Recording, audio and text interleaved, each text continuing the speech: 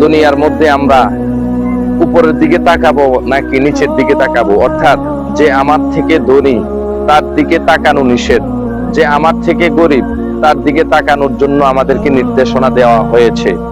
আমি যদি আমার যিনি গরিব রয়েছে তার দিকে আমি তাকাই, তখন আমার ভিতরে নাশুকরির যে মনোভাব সেটা আসবে না, অর্থাৎ আমি অটোমেটিক বলতে পারবো যে আমার যা কিছু আছে তার এর চাইতে কম আছে, তাই আমার ভিতরে যে নাশুকরির মনোভাবটা সেটা আসবে না।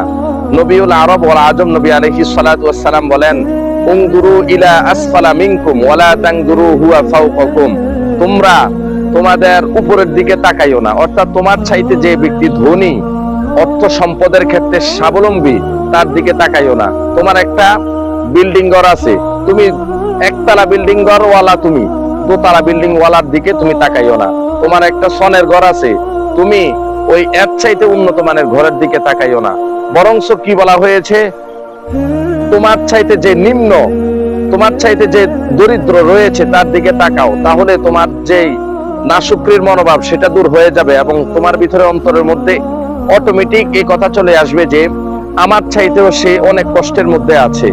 আল্লাহ তাআলা আমাদেরকে সব সময় নিচের দিকে তাকানো তৌফিক দান করুক, আমিন।